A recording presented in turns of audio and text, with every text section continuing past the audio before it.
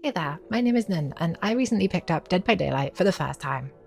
I've honestly been really enjoying it, but I'd like to make a little video here about the starter experience as I am new to the game and have experience with making games, so I have a little bit of a basis to start from on both fronts. If you yourself are considering picking up Dead by Daylight and haven't yet, there's a condensed version of my review at the end of the video, but I'd still recommend watching the whole thing for a more complete look. Also, just before we start, I want to say a quick thank you for 1,000 subscribers. I really appreciate it. Now, to dive in, I picked up Dead by Daylight on the 17th of July 2026, and in the month since I've had the game, I've played around 80 hours. My only prior experience with asymmetrical horror games comes from the game In Silence, which I played for about 3 hours in 2021. That game has proximity voice that the killer also has access to, so it's a bit more of a sort of meme fun type game than anything serious. I had been meaning to pick up Dead by Daylight since Kaneki was added to the game around a year ago, as Tokyo Ghoul is one of my favourite anime/manga, and was my introduction to anime in the first place as a genre. Or maybe more of a medium. On a random whim one day, I bought the game alongside the Tokyo Ghoul and Castlevania DLCs, and I played a few games with my friends on the role of Survivor so that they could explain a little bit of what the game's about. After this, I loaded up a killer match as Kaneki and proceeded to get my shit absolutely handed to me. I don't think I even got a single health state on anyone. Now, this is not exactly crazy. I hadn't ever played the game before, and going straight into a 1v4 isn't going to be easy in any game, so it's kind of to be expected. That said, for this first day of playing, how would I rate the new player experience?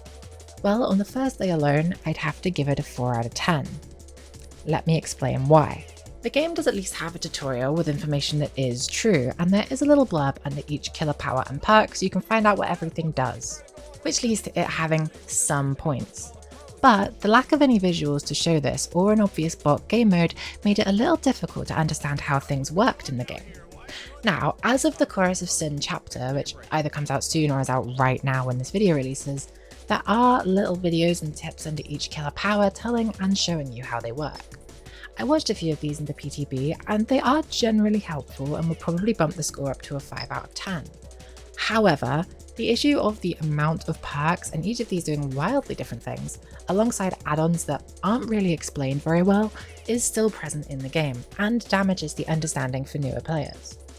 As I am writing this, it's been about a month since I started playing the game, and clearly they did something right as I'm still playing it, but it has taken me this long to be able to start to recognise some perks mid-game.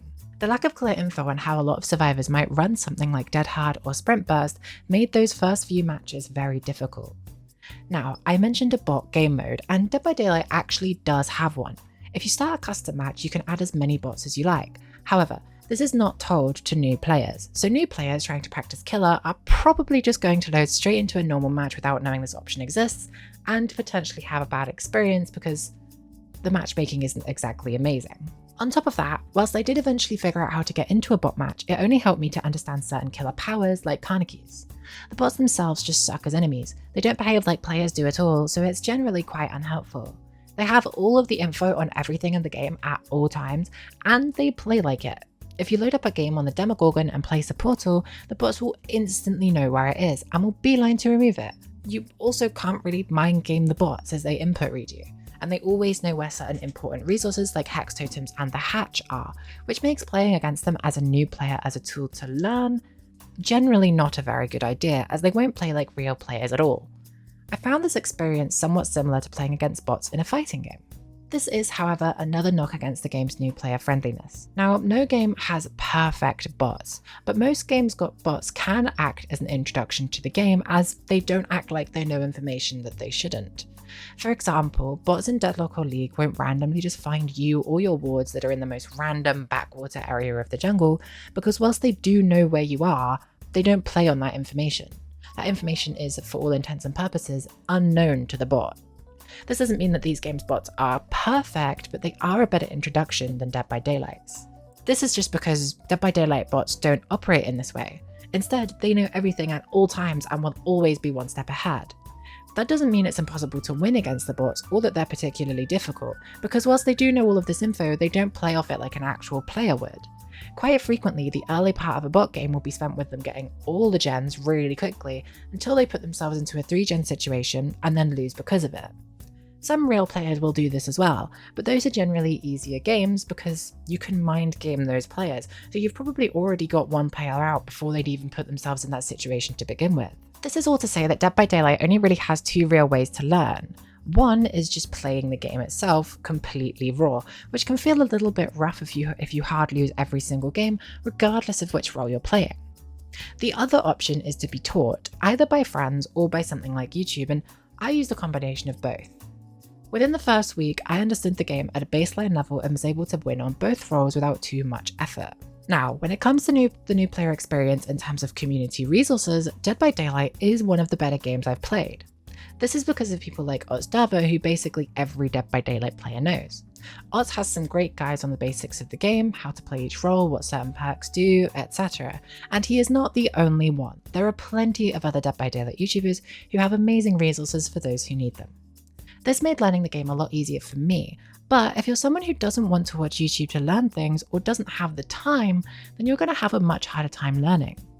The Dead by Daylight community also has a very bad reputation, and it definitely crops up when you're learning the game, which doesn't add to its favour.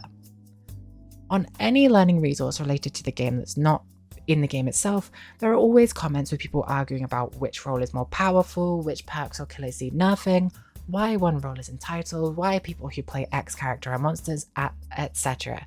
And this just isn't useful or helpful for anyone. I have experience making guide content myself. In fact, there are 2 Deadlock movement guides on my channel right now, and neither of them have this kind of vitriol in the comments section. You can go and check. It's honestly quite embarrassing, and it doesn't help or leave a good impression on anyone new to the game, which is who these resources are for.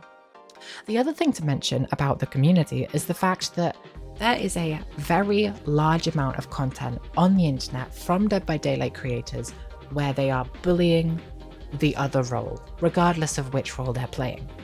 And there are some creators and some players who purposefully lower themselves in terms of the skill-based matchmaking system. They will purposefully put themselves into lower and lower elos in order to fight players who are less knowledgeable about the game so that they can get funny clips, or just bully them. This happens on both roles. It's not particularly relevant to either of them, but it is very bad for the health of the game, because a new player just starting up can load into someone with 2,000 hours because they've decided to lower themselves down to their elo so that they can bully them, which definitely does not lead to a very good experience for that new player. Personally, I think the Dead by Daylight community needs to take a step back and have a real good look at itself before asking if the game does everything it can to make itself approachable, when the community around it does everything but. It doesn't matter how good the devs of the game make the new player experience if people don't even want to pick the game up because of how toxic the players are.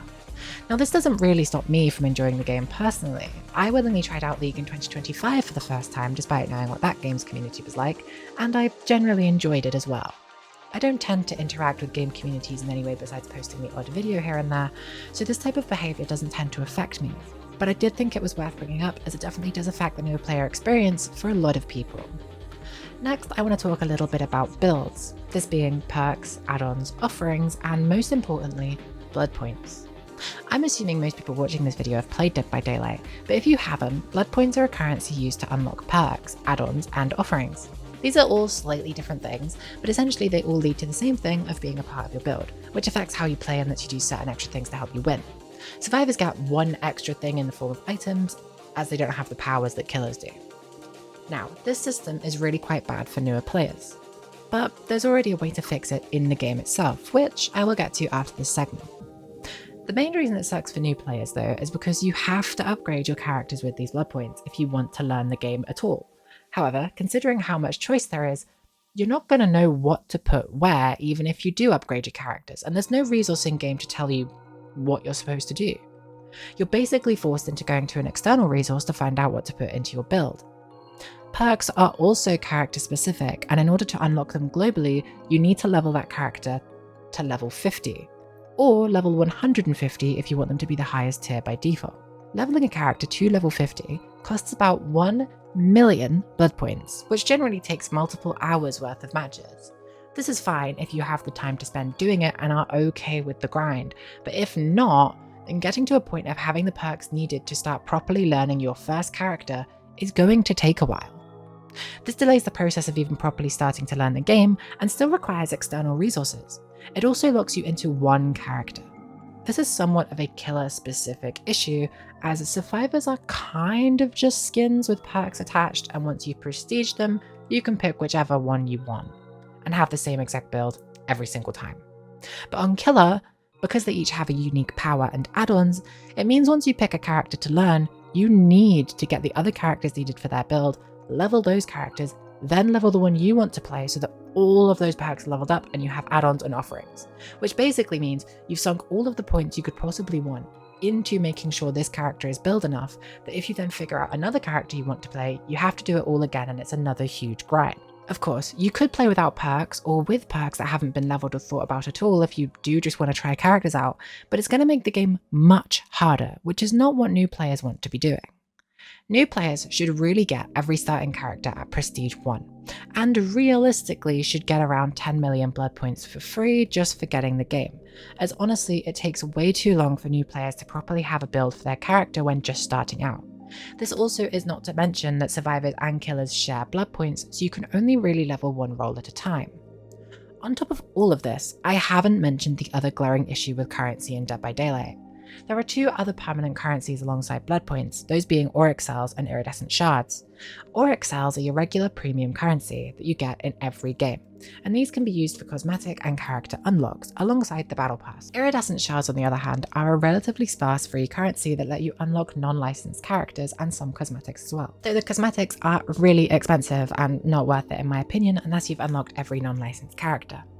Now, I have not done the math on how long it takes to unlock everyone, but other people have, and I know it's a very long time, something like over 500 hours.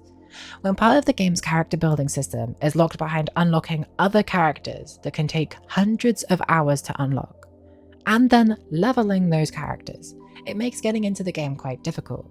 That's not even to mention the fact that you can only unlock licensed characters by spending real life money. Now, I'm someone with spare money that I can spend on little things that I want, and I have spent money on Dead by Daylight characters such as Sadako, Pig, Kaneki, Ghostface, Trevor, Cheryl, etc. But not everyone wants to pay near on 20 quid for a game and then have to spend a bunch more to unlock the things they want. It's really quite predatory and definitely is not helping new players. These perks can show up in a rotating shop every week, but only 4 perks a week show up, and non-licensed perks have shown up more often since I've been playing the game than the licensed ones have, meaning getting the one you want is exceedingly rare. It also costs iridescent shards to unlock these perks, so it sets back your non-licensed unlocks even further. This is a major problem for the new player experience, as you can't just play the game and go toe-to-toe with people who've been playing it a bit longer, as not only do they have the advantage of experience, but they also have the advantage of just having more options available to them because they've played the game longer, which isn't really fair in a PvP game, and is also why gacha PvP games have never appealed to me, besides the obvious issues with gacha itself. If you think about a game like Overwatch in its current state, a new player can load up into the game and get placed against a player who has 50 hours, but if that player with 50 hours is particularly bad, the new player can win relatively easily. This is not the case in Dead by Daylight, simply because the older players have more perks available, so if they've unlocked a bunch of perks that are going to help them win, and the new player doesn't have any, the new player will almost definitely lose. This is not anything to do with the player's skill or helping them learn at all, it's just a difference in resources. I mentioned before this segment that there is already a fix to this within the game, but what is the fix? The answer is Chaos Shuffle. I was lucky enough that not long into my playing the game, Chaos Shuffle returned. For those who don't know, Chaos Shuffle gives everyone access to every single perk in the game, and randomly assigns them 4 perks at the start of each match. This made learning new killers much easier, as everyone was in the same starting place. Everyone had random perks, and I got to try out perks I didn't yet have. I also tried every single killer that I owned during this time, as I didn't need to level them to play them and still got a generally decent game with them. This led to me finding out that I really enjoy playing Spirit. I don't think I would have had the same experience of finding out I liked playing Spirit without this mode, as I don't have all of her best perks even now that I play her more, and I'm having to work around it a little with alternatives. This is fine because I know I enjoy the character, but I don't think I ever would have realised that without this mode. It also helps Survivor players because you get to try out perks you're not sure if you'd want to unlock a character for or not, and it just kind of lets you get a feel for certain things that you weren't ready for. It also helps you fight more unique killers because the killer players are trying out killers they wouldn't normally play. I propose that Chaos Shuffle should be a permanent mode. The queues weren't that bad for either game mode whilst the mode was there, and it really helped for learning and trying out new characters and perks. And again, you'll see a more variety of killers, at least in my experience. Now, most of this video I have talked about what it's like as a new killer player rather than what it's like as a new survivor. So what is it like as a new survivor? Well, it's difficult there as well. I imagine a lot of new survivor players are like me and have friends who already own the game or want to learn it at the same time as you, which definitely helps. But the main issue I find is that each time you go against a killer you haven't seen yet, you are guaranteed to lose, essentially. This is fine. It's a normal learning process, but considering how rare it is to go up against certain killers, it can take a very long time to learn how some characters work. Again, there's an issue of the game failing to explain certain mechanics that are integral as well. As a survivor, you get one free hit off hook for 15 seconds after the hook. To my understanding, this hit goes away if you take a major action, but this also is not explained. Hopping on a gen or healing or going for an on hook will make you vulnerable again. But this is something the game doesn't tell you, so it can feel like you're being unfairly targeted because you don't know that you're making mistakes. I also had to go to YouTube again to learn things like looping or general macro. Learning how to not 3-gen yourself is also quite important and never explained. Most of my first survivor matches were against Jason or Springtrap, so I have a relatively decent idea of how to fight both of these killers, but I still haven't played against a Kaneki or a Sadako despite playing a lot of these characters myself. Even though I play those two killers, I still think I'm going to fail when I eventually end up on the receiving end of their power, as I just haven't experienced it from that side yet. There are some killers whose powers require you to behave in a certain way as well, and that's not explained. Unless you go looking for it. Like my first game against the Knight or the Cenobite, both of which resulted in my death. The Chorus of Sin chapter should help with this by explaining how killer powers work, but there's still a huge lack of info about basic game mechanics and status effects that needs some explanation. I know how to counter Ghostface because I've watched videos in which people play Ghostface, and I've also played the killer myself. But if I hadn't done that and loaded into a Ghostface, I would lose basically instantly.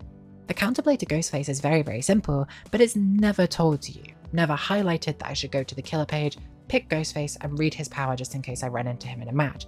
And I'm worried that the Chorus of Sin update is not going to tell survivors to go and look at the killer tutorials because survivors will just think, well, that's for killer players. It's not, it does have survivor tips as well. This would not help any new survivor mains because they're just not going to know to look at it.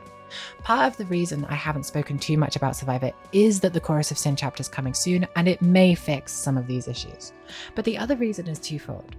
One, I have friends who play the game and taught me the basics, which I think is true of a lot of people. And two, I have just played more killer than survivor.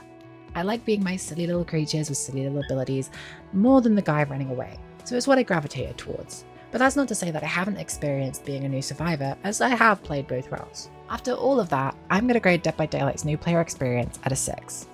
Most of this is because certain standout figures in the community have put out some incredible guides for learning the game that isn't down to the community doing a great job as a whole. This is reminiscent of certain fighting games like Guilty Gear. You can thank people like Otstava for the score being above a 5 at all. Again, I want to reiterate that the toxicity in game communities is a real turn-off for a lot of players, and the Dead by Daylight not quite being the best experience for new players is not 100% down to behaviour or the players. But it's also not like it isn't either of their responsibilities either. It's both. Nuance exists. I've been working on a video about 0 Parades for Dead Spies recently, but I'm still not quite done with my playthrough, so it isn't ready yet. Might be the next video I make though once I get round to it, unless I come up with some other idea. If you skip forward for the quick review, here it is. If you haven't played Dead by Daylight and are considering picking it up for the first time like I did, here is my quick review on whether or not it's worth it. The game is soon to add a few more resources that will help in learning the game, and there are some great guides on YouTube that can teach you how to play. I have enjoyed the game so far, and I think it's a great place to introduce you to new horror IPs that you maybe haven't gotten into.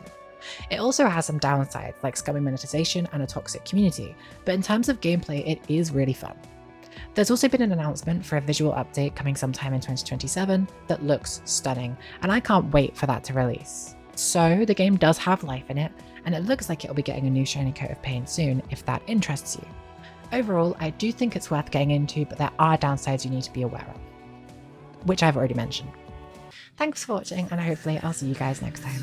See ya!